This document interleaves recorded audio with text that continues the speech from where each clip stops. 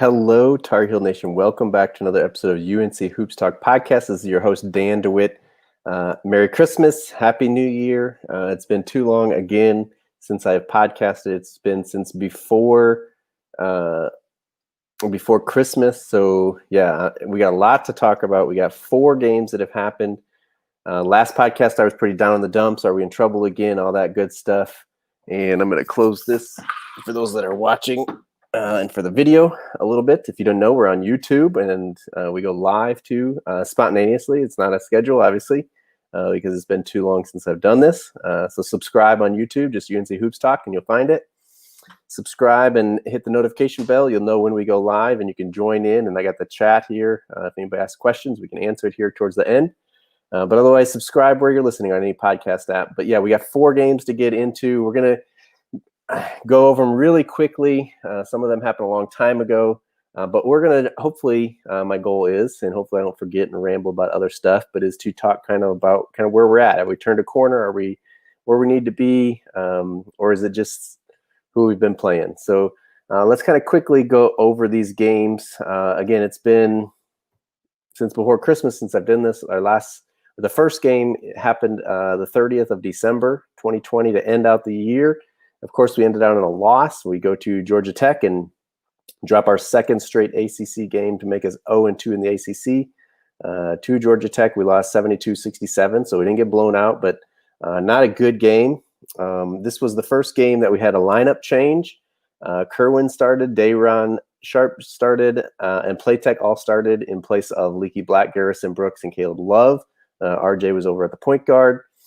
And just shooting woes continued. We actually shot 40% from 3 in this game, which is pretty crazy. But I guess Caleb had 2, and this one he was 2 for 5 from 3. But really, it was Kerwin who was 3 for 4. We shot 45% overall. But still bad defense. 18 turnovers killed us. And actually, in this game, Sharp only had 7.7 rebounds, and Garrison actually came out with 9 points, 11 rebounds. So there you go. But again, just too many turnovers, bad defense. We just didn't stop them. They shot 46% from 3, 10 for 22, 53% overall. They get the win on their court. And what I talked about last podcast was just kind of even worse. We were not looking good. But then 2021 happened. We turned the clock over, and let's see, when was this game?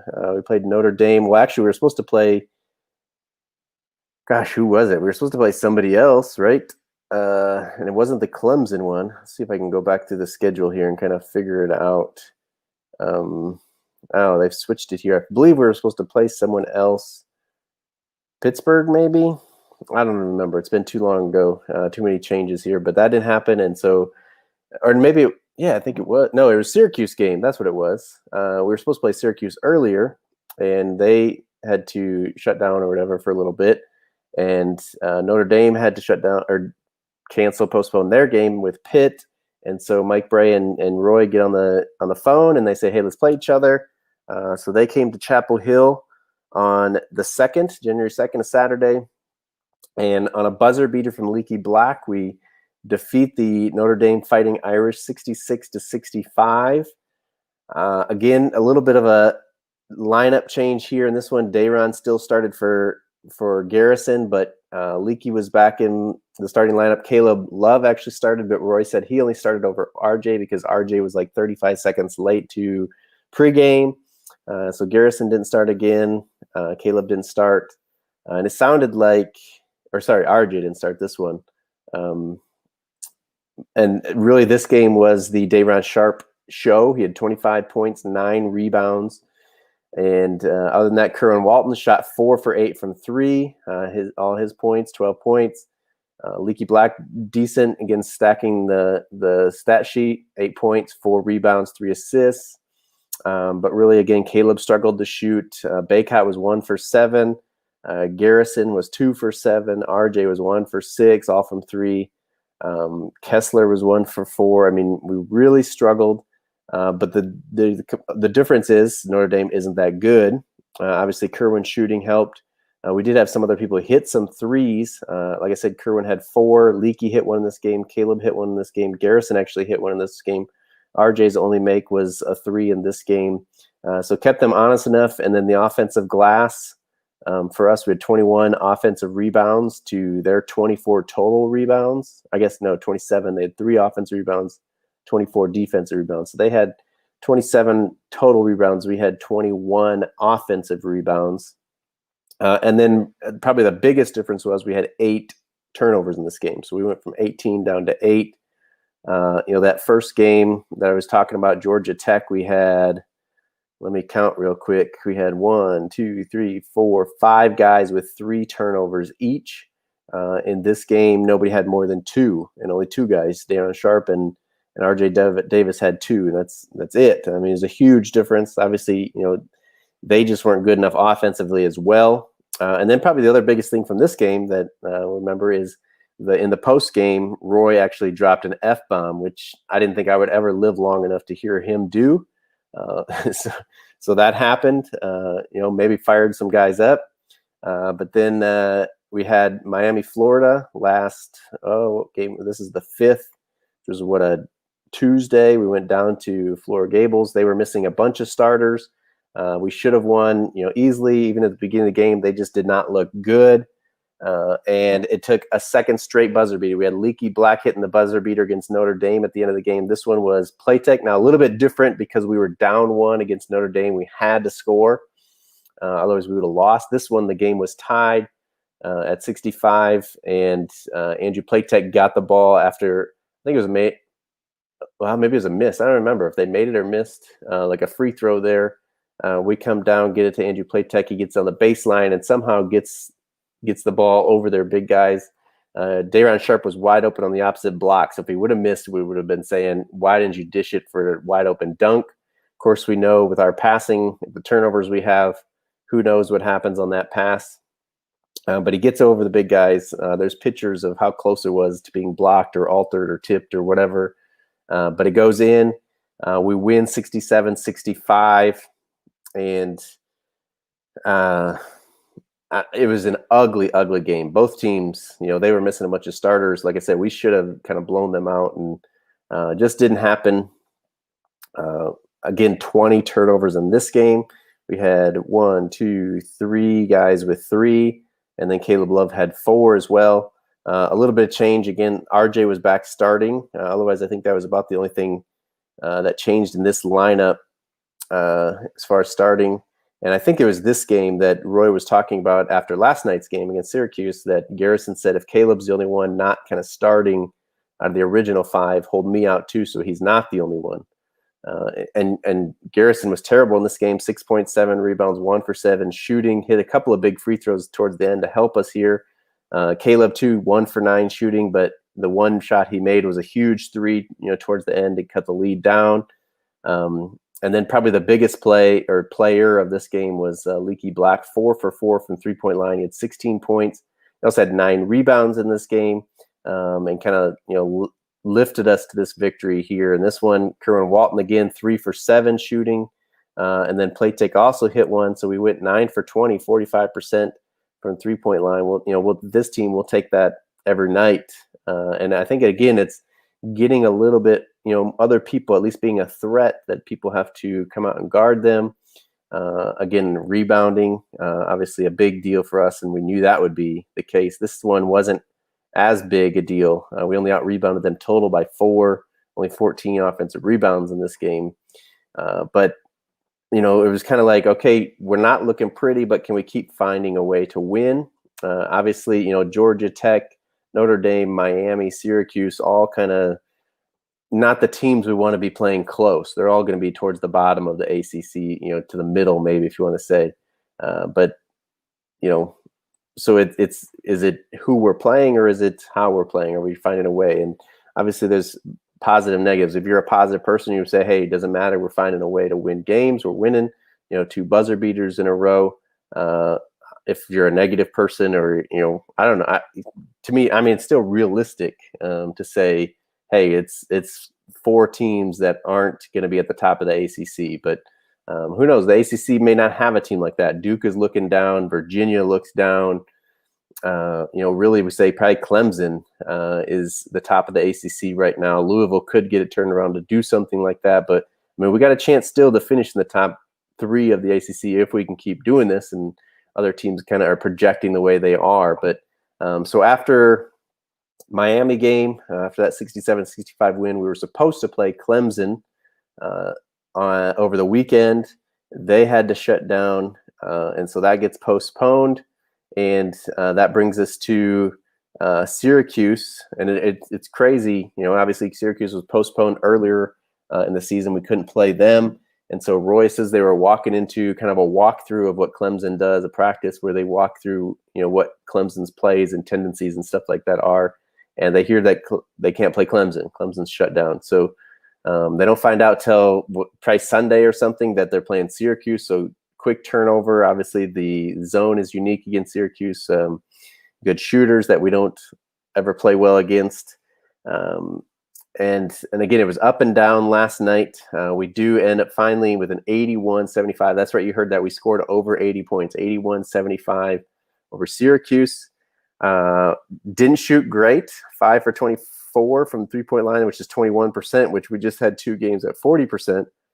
But again, I think it's the threat of more guys hitting it. Kerwin only hit 1. He was 1 for 5, but he had a couple of them where he pump fake. They came flying out, 1 dribble, pull up, and he hit the 2. I think, he's got 3 2-pointers. So probably all of those were that. They came flying at him at the 3-point line. Caleb hit 1. RJ hit 2, both of them pretty big in the second half there.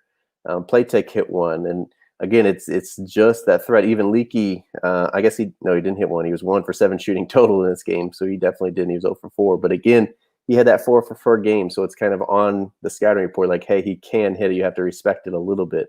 But really, this game came down to rebounds. We had 24 offensive rebounds. They had 10 offensive rebounds, 21 defensive. So we had more offensive rebounds than they did defensive rebounds. Is huge for us. Garrison broke out against that zone, and people were kind of talking about this may be the game where he breaks out. 16 points, 10 rebounds. Armando, 15 points, 12 rebounds. And then again, the assists, or not even the assists, but the turnovers. Garrison had 3 turnovers. Nobody else had more than 2. And that was Kerwin and Caleb, who, again, both freshmen. Leaky Black, 7 assists to 1 turnovers with 3 blocks as well. So it was good. Again, we saw flashes. There was stretches we'd go on a streak, get up by 9. The problem is right after that, we would give up a 13-2 run and we'd be down by 3. And it went that way several times. A lot of runs in this game. It says the score was tied 11 times, trying to see if there's 12 lead changes. So it was, again, obviously sometimes when it was close, it'd be going back and forth, but a lot of times it would be, we'd get a 5-point lead, then they'd go on a 7-0 run or whatever and take the lead. And for us, it's so hard for us to score consistently. We have such a struggle scoring that that's what's going to happen. And again, Syracuse, not the best team in the ACC. What's going to happen when we start playing those better teams, especially Clemson, who is better defensively? When we have a streak there where we just don't score, how big is the deficit that we're going to be that we have to come out of? And that's what we got to work on. We had good flashes last night. We looked good in spades. Now we got to continue to expand that. Again, that's the whole positive, negative thing here. Positive is there were goods. Negative is they got to be much bigger and much longer, and the downs can't be so down against the better teams. But the Tar Heels, we get the 81-75 win. We score over 80. Brings us to 8-4 overall, 3-2 in the ACC. Coming up, I don't want to go too far ahead because, again, we don't know what teams are going to be, what's going to be postponed, what's going to be changed in this season. But right now, we play at Florida State, noon Eastern tip on Saturday.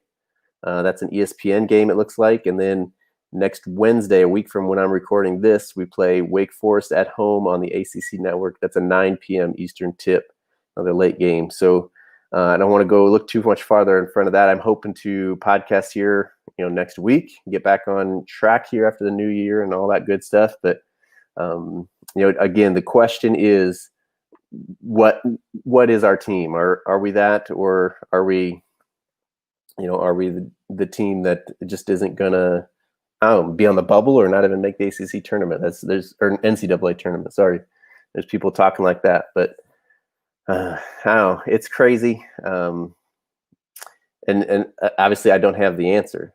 Kerwin's shooting the ball better. I think RJ's starting to make his strides. We got to get Caleb to be better. He still is not shooting well, not necessarily making good choices or decisions with the ball, turn it over too much, and really probably just in his head too much. And we got to get him out of that. But there were pictures last night of before media people were leaving the Dean Dome that he was in there getting shots up, and I don't know. I don't know that extra shots is the answer. You got to kind of just have the confidence, and maybe getting the extra shots up, seeing the ball go in gives him that confidence. So let's hope so. But there's a lot more to it as well. But Kerwin shooting. Hopefully Garrison getting back going last night will have a little bit that will continue into the next games, and we'll get the old Garrison, the ACC player of the year, preseason player of the year back, doing a little bit better. That obviously will help us. And we just kind of figure out this team. And I don't think we're going to blow anybody out. Hopefully we don't get blown out. And obviously this team can find a way. They've had a lot of close games this year. They've figured out a way to win. Probably all 8 of their wins have been that way. So it's not the same as last year where at some point you just knew they were going to give it up and they weren't going to win. So they got fight in them, and we got to hope that again they just keep it close and find a way to win at the end, and we can keep going. So it's kind of a struggle. It's not going to be pretty this season. I don't think we're ever going to find a stretch where it's just really pretty and we're just living it up. But we got to take the wins, and we got to keep supporting our guys, and hopefully they just keep getting better. Before we go though, we do got a couple comments here. Tar Heels and Kicks says not a big fan of UNC fans on social media, saying it might be time to replace Williams. Yeah, I haven't seen that this year. We've seen it in the past, but and I don't agree with that as well. But it's an awesome podcast, so I appreciate that. I hope you're subscribed. And then Charles Bever Diggs says, "Who is this clown that says it's time for Roy to go? Roy can coach the team, and the team is getting better." So. Yeah, I don't know who said. I haven't seen that this year on social media, but I don't think I'm on Twitter as much as I have been in the past. But yeah, people that are saying that are crazy. Like, who else are we going to have? Like, people talk about who's going to replace Roy in the future, and I don't think anybody really has a great answer for that right now. Like, again, we can get into that. Hopefully, Wes Miller surprises us, and maybe Jerry Stackhouse gets it turned around at Vanderbilt. Hubert off the bench. I don't know who else you go to, but. Nobody right now, he'd say we'd rather have him than Roy Williams. There's just not anybody there. So, like I said, we'll be back next week after those couple of games. Make sure you're following me on Twitter. That's probably where I'm most active. And then, obviously, wherever you're listening or watching this podcast, make sure you're subscribed, and definitely make sure we're connected so we can unite Tar Heel Nation and support our guys. I will keep it real, but I'll support the guys as well. There's not going to be a bunch of down. I'll keep it real with you though. And let's chat Tar Heel basketball. But that's all I got for you guys this week. Until next time and next week, go Heels.